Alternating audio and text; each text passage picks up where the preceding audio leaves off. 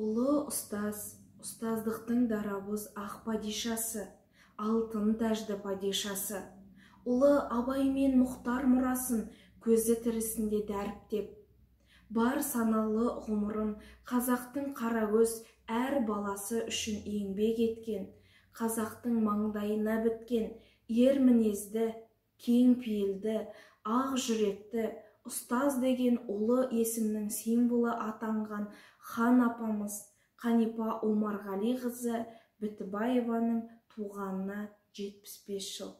Мен Сәрсенбаева Балжан, ұлы ұстаз хан апамыздың 45 жыл ұстаздық еңбек жолындағы 45-ші түлегі шәкіртімін.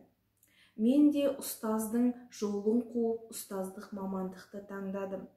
Бүгінде Сәрсен Аманжолов атындағы Шығыс Қазақстан мемлекеттік университетінің қазақ тілі мен әдебиеті білім беру бағдарламасының магистрантымын. Мектеп кезінде достарымызбен, сыныппен хан апамыздың әр әдебиет сабағын асыға күтуші едік. Сыныпқа қуанып кіріп, шабыттанып шығатын едік. Әр әдебиет сабағымыз үн-түнсіз өтпейтін.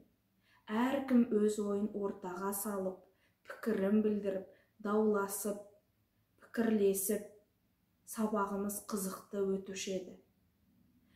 Апай әр сабақты тәрбие беруден бастайтын. Тәрбиесіз берілген білім құмға құйған сумен тең деп айтушы еді. Барлық әдеби шығармаларды, Мұхтар Әуезовтің Абай жолын хан апамыз бізге оқытты. Міне осы кезден бастап ұлы ұстаз хан апа бізді кітаппен достастырып, әдебиетпен қауыштырды. Ол кісі бізге өмірде бірінші кезекке жан байлығы мен ар байлығын қою керек деп тәрбиеледі, үйретті. Ұлы хан апамыздың көзін көріп, батасын алдық. Қазіргі таңда адам болып жүргеніміздің бірде-бір себебі осы қазақтың Қанипасы атанған хан апамыздың ақ батасы деп ойлаймын. Ұлы ұстаздың мерейтойы құтты болсын.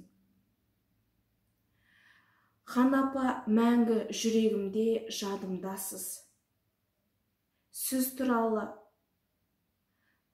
бір үзік сыр айту, шәкірттік лебізімді білдіру мен үшін үлкен мәртебе. Жатқан жеріңіз жайлы, иманыңыз серік болсын. Ұстазға мың тағзым, басымызды иеміз.